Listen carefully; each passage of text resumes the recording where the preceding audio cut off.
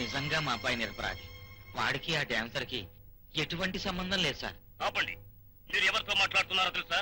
ప్రజాక్షేమమే మా జయంగా పెట్టుకున్న మా ప్రభుత్వం, జాతికి అంకితమైన మా ప్రభుత్వం ఎటువంటి అవాంఛనీయ సంఘటనల్ని సహించబోదు.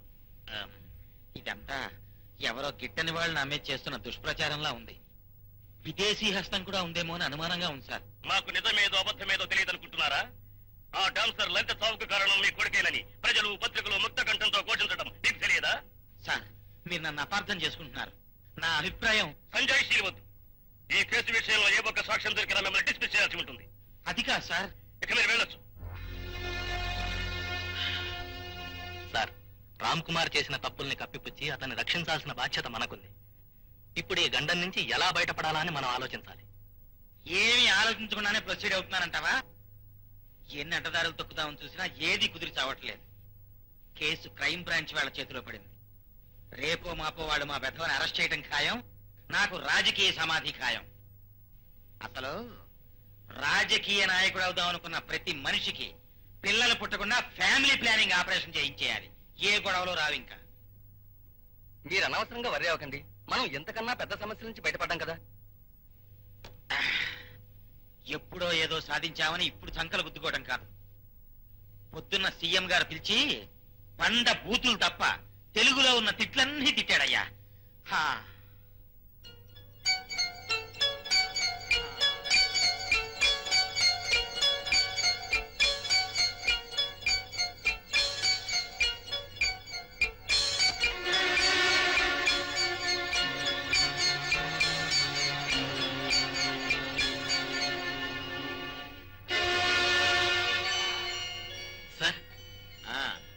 మీరు ప్రశాంతంగా ఉండండి.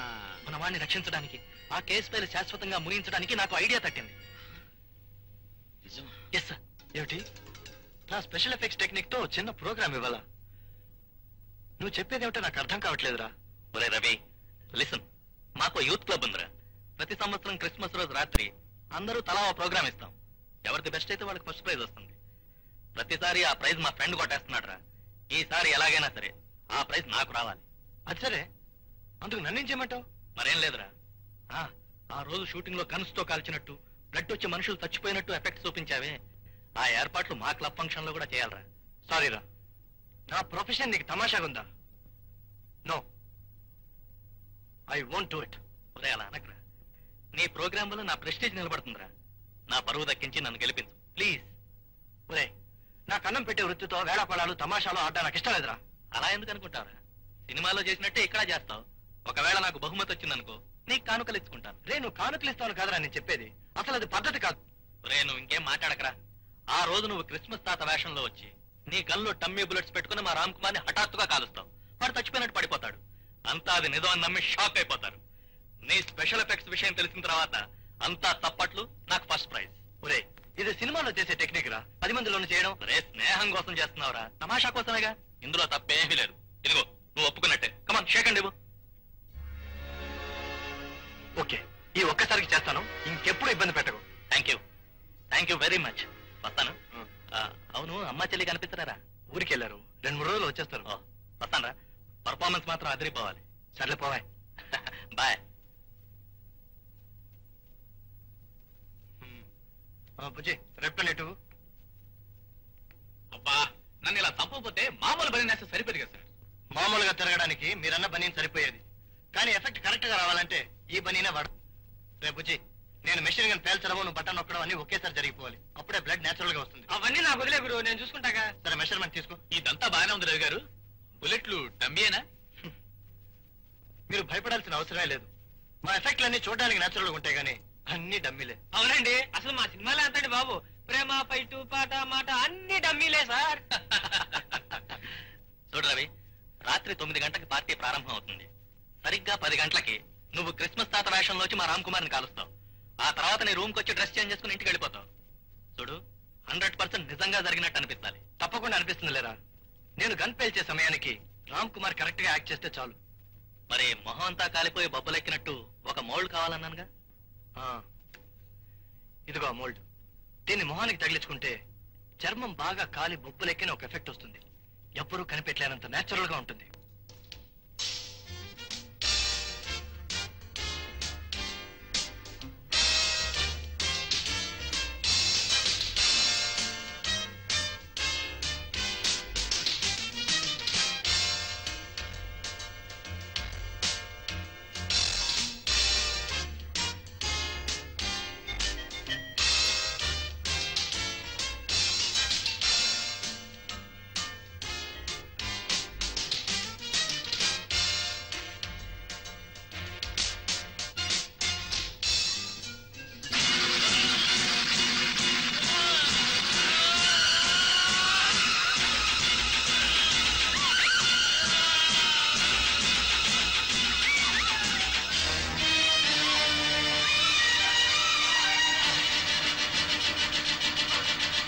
ఫోన్ చేయండి. అబ్బా గురు, ప్రోగ్రామ్ అదరహ అనుకో, అందరూ అక్కడ జరిగినంత నిజం నమ్మేస్తుంటారు. కానీ వాళ్ళు నేను చేశాను గురు, ఎందుకులే, కరెక్ట్ టైంలో నొక్కాను స్విచ్, అప్పుడు పనిచేసింది నీ స్పెషల్ ఎఫెక్ట్. లేకపోతే అంతే. చాలేవాయ్, డబ్బాలు కొట్టుకోడు ఆపి ముందు సామాన్ సర్దుకో. పద పోదాం.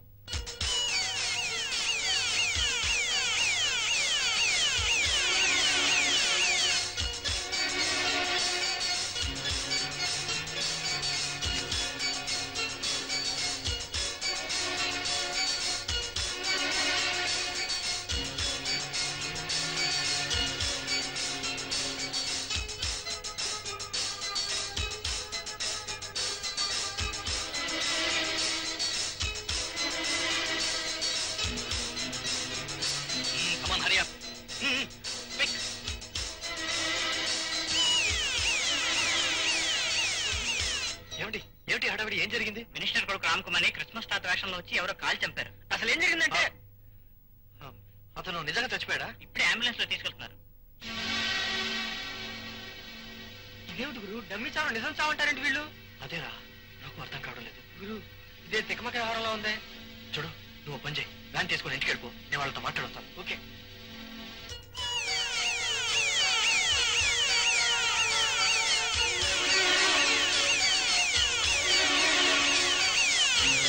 అది అంబులెన్స్ వస్తుందిరా.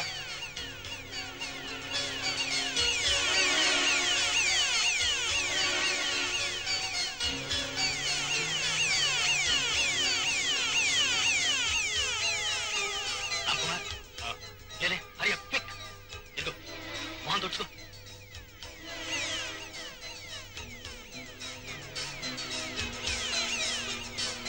లోకం దృష్టిలో చచ్చిపోయిన నీ తాలూకు శవం ఇదే. మొత్తానికి కాలిపోయిన శవాన్ని సంపాదించారే. కాలిపోయింది కనుక ఎవరు గుర్తుపడరు, అందరూ నీదని నమ్ముతారు. మనం అనుకున్న స్పాట్ వచ్చేసింది. కమా గట్టి డ్రైవర్, వ్యాన్ ఆపు.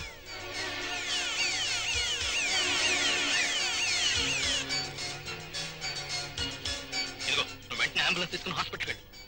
కమాన్ పే. పద, మీరెక్కండి. రామ్ కుమార్ ఫాస్ట్.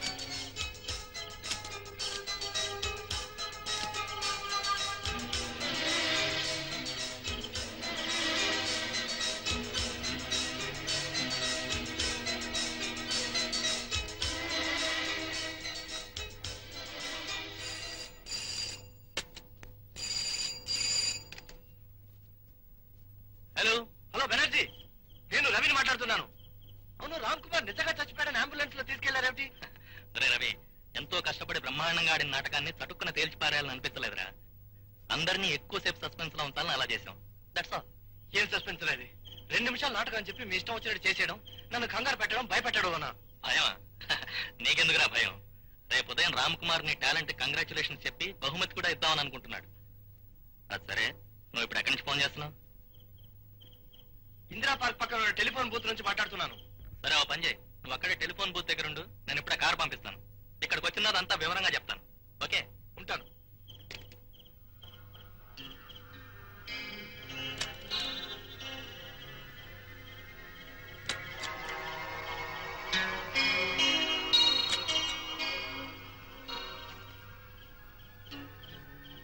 రామ్ కుమార్ చచ్చిపోలేదని మన కాక బయట ప్రపంచంలో తెలుసున్న వాళ్ళు ఆ రవి, వాడి అసిస్టెంట్.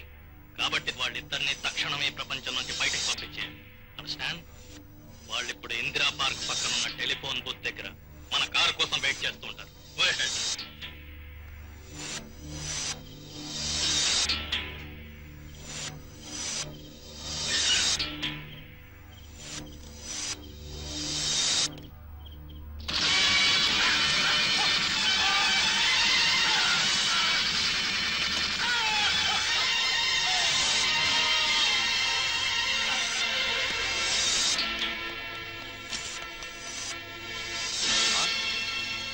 వీడి కాదు,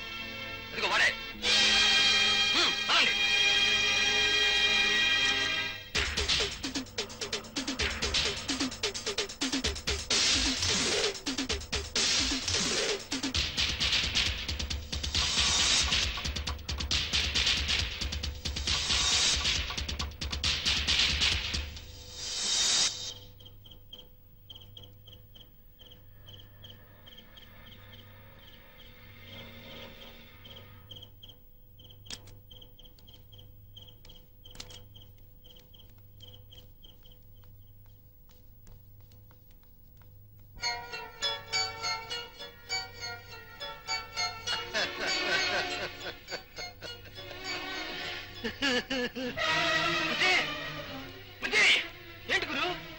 ఒరే, పెద్ద మొత్తం జరిగిపోయిందిరా. ఆ బెనర్జీ వాళ్ళు పన్నెల వల్ల మనం ఎరుక్కున్నారా?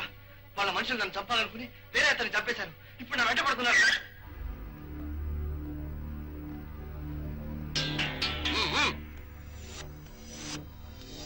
వాళ్ళే ముందు ఇక్కడ నుంచి వెళ్ళిపోదాం పద.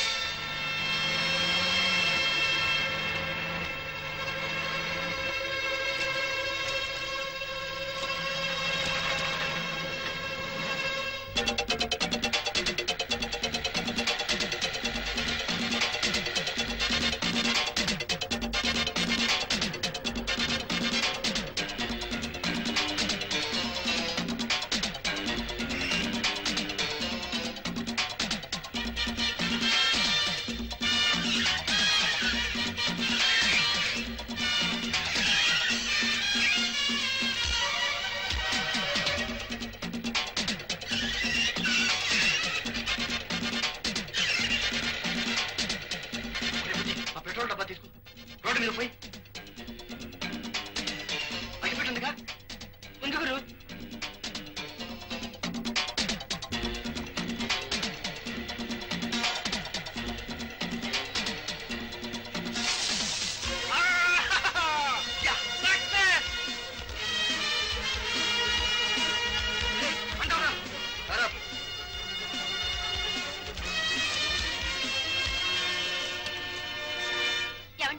ఏమిటండి ఇదంతా? నిక్షేపంలో మన అబ్బాయి బ్రతుకుంటే 10 మంది చచ్చిపోయారు అనుకోవటం ఏంటండి? నాకిదేం బాగాలేదండి. మంజీ, మా అబ్బాయి బతికే ఉన్నాడు, ఇదంతా నా భర్త అయిన మంత్రి గారు ఆడిస్తున్న నాటకం అని వీధి వీధికి మైకు పెట్టి ప్రచారం చేయి. ఆ పిల్లని చంపి నేరానికి వాడికి ఉరిశిక్ష వేస్తారు. అప్పుడు కుళ్ళి కుళ్ళి ఏడుతూ గాని. ఛీ!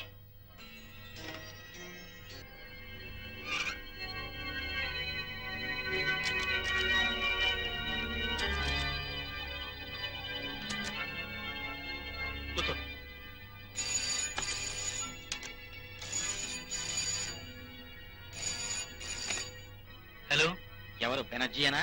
Yes sir. ఏమైందయ్యా? డోంట్ వరీ సార్, అనుకున్నదంతా అనుకున్నట్టే జరిగింది. ఎక్కడ ఏ తేడా రాలేదు. అబ్బాయి గారిని 3వ కంటికి తెలియకుండా గెస్ట్ హౌస్ తీసుకొచ్చేసాం. Very good, very good.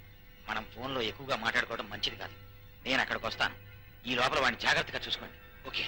Okay sir. నాన్నగారు ఏమన్నారు? ఏముంది, మన ప్లాన్ సక్రమంగా జరిగిందా అని అడిగారు. మొత్తానికి మీరు నాన్నగారు కలిసి మాస్టర్ ప్లాన్ వేశారు. ఈ దెబ్బతో ఆ విక్రమ్ గడి పొగరనికి వెర్రి ముఖం వేస్తాడు. చూడు రామ్ కుమార్, నువ్వు మాత్రం జాగ్రత్త. ఎటువంటి పరిస్థితుల్లోనూ బయటకు వెళ్ళకు. ఒకవేళ ఫోన్లు ఏమన్నా వస్తే ముట్టుకోకు. నీకు కావలసిన ఫుడ్ డ్రింక్స్ అన్ని కిచెన్ లో ఉన్నాయి. ఓకే?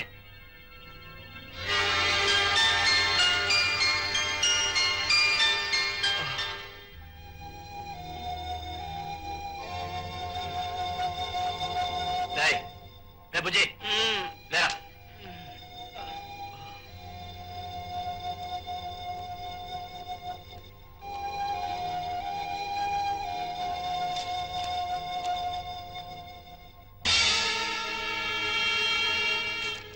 బుజ్జి, ఈ హెడ్లైన్స్ చూడు. మంత్రి శ్రీహర్రావు కొడుకు రామ్ కుమార్ దారుణ హత్య. నిన్న రాత్రి ఓ ఫంక్షన్ లో రామ్ కుమార్ ని మారు వేషంలో వచ్చిన ఒక అగంతకుడు మిషన్ గన్ తో కాల్చి చంపాడు. గుర్తుపట్టలేని విధంగా ఉన్న కొడుకు శవాన్ని చూసి మంత్రి గారు గుండెలు పగిలేలా విలపించారు. ఈ రోజే శవానికి దహన క్రియలు జరగబోతున్నాయి. నర్తకి లలిత హత్య కేసులో రామ్ కుమార్ ప్రధాన నిందితుడని పాఠకులకు తెలుసు. ప్రధాన నిందితుడు. ఇప్పుడు అర్థమైంది వాళ్ళ ప్లాన్. కొడుకు మీద ఉన్న నేరాన్ని తప్పించడానికి బెనర్జీని అడ్డు పెట్టుకుని మనతో నాటకం ఆడించాడు మంత్రి. ఇప్పుడు నిజం మన ద్వారా తెలిసిపోతుందేమోనని మనల్ని చంపడానికి చూస్తున్నాడు. అయితే ఇప్పుడు ఏం చేద్దాం గురు? అదే నాకు అర్థం కావడం లేదురా. ప్రస్తుతం మాత్రం వాళ్ళ కంట పడకుండా కొన్నాళ్ళు ఈ హోటల్లో ఉండడం మంచిది. ప్రజల దృష్టిలో మీ అబ్బాయిని చంపడం అయితే చక్కగా చంపేశాం. మరి ఆ తర్వాత సంగతి ఏమిటి సార్? అదేనయ్యా నేను ఆలోచిస్తున్నాను. ఓ పని చేస్తే ఏమిటది? వచ్చే నెలలో నాకు అమెరికా అధికార పర్యటన ఉంది. ఆ ప్రయాణాన్ని కాస్త ముందుకు జరిపి అర్జెంటుగా అమెరికా ప్రొసీడ్ అయిపోతే. మీ అమెరికా ప్రయాణానికి అబ్బాయి విషయానికి లింక్ ఏమిటి సార్? చెప్తాను, దగ్గర రండి. సరిగ్గా నా ప్రయాణం రోజున మీరు మా వాడిని మారువేషంలో తీసుకొచ్చి నేనెక్కిన విమానంలోనే ఎక్కిస్తాను. ఇద్దరం కలిసి బొంబాయిలో దిగుతాం. అక్కడి నుంచి అమెరికా వెళ్ళిపోవడం చాలా తేలిక. అమెరికాలో మా వాడిని 2 ఏళ్లు ఉండేలా ఏర్పాట్లు చేసి నేను తిరిగి వచ్చేస్తాను. ఈ 2 ఏళ్లలో ప్రజలు, పత్రికలు, ప్రతిపక్షాలు అందరూ మా వాడి గురించి మర్చిపోతారు. ఆ తర్వాత మా వాడి తిరిగి వచ్చినా ఎవ్వరూ పట్టించుకోరు. అది నా ప్లాన్. ఈ ప్లాన్ ని నిర్విఘ్నంగా అమలు చేసే బాధ్యత మీది. ప్రొసీడ్ అవ్వండి. ఓకే, ఆ నకిలీ పాస్పోర్ట్లు మిగతా వ్యవహారాలు మేము చూసుకుంటాం. మీ ప్రయాణానికి ఏర్పాట్లు మీరు నిశ్చింతగా చేసుకోండి. మిస్టర్ విక్రమ్, డాన్సర్ లలితాదేవి మరణం హత్యని, అందుకు కారకుడు రామ్ కుమార్ అని మనం నమ్మాం. కానీ ఊహించని విధంగా అతనే హత్య చేయబడ్డాడు. Anyway, Lalithadevi case file close చేసేయడం మంచిది. Sir, if you don't mind, నేను మీకు విషయం చెప్పాలనుకుంటున్నాను. రామ్ కుమార్ ని ఎవరు ఎందుకు చంపారనేదే ఆలోచించాల్సిన పాయింట్. ఆలోచించడానికి ఏముంది? అల్లరి చిల్లరిగా తిరిగేవాడికి ఎంతమంది అయినా శత్రువులు ఉండొచ్చు. వాళ్ళలో ఎవడో ఒకటి చంపుండొచ్చు. I don't think so sir. ఎందుకంటే మనం అతన్ని హంతకుడు నిరూపించే సమయంలో అతని శత్రువులు ఎవరైనా అతన్ని ఇప్పుడే ఎందుకు చంపాలి? న్యాయస్థానం ఎలాగో శిక్ష విధించేది కదా. అంటే నువ్వు అనేది ఏమిటి విక్రమ్? ఈ హత్య చాలా విచిత్రంగా జరిగింది సార్. ఒక విధంగా రామ్ కుమార్ ఉపకారం జరిగినట్టే, కానీ దీని వెనక అది కుట్రుందన్న అనుమానం sir. Please allow me to proceed with the case. All right mister Vikram, నువ్వు ఇంతగా చెప్తున్నావు అంటే తగినంత కారణం ఉందనిపిస్తుంది. ఓకే, ఈ కేసు నువ్వు అనుకున్నట్టుగానే ఇన్వెస్టిగేట్ చేయి. Thank you sir. I will do my best.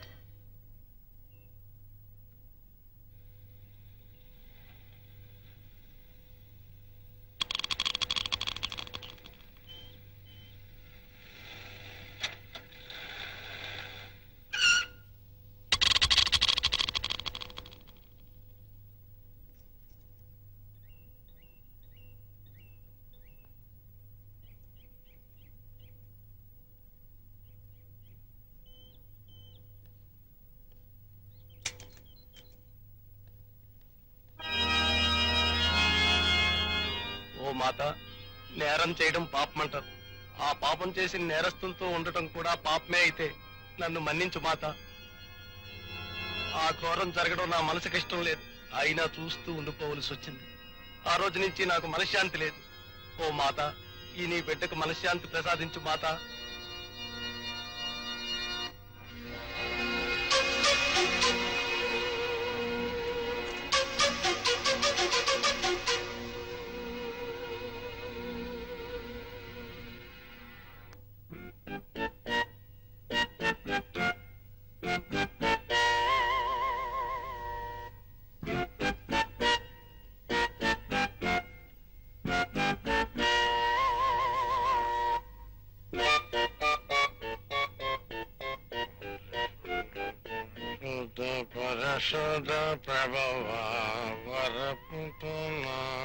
పరిశుద్ధ పరిశుద్ధ పరిశుద్ధ ప్రభువా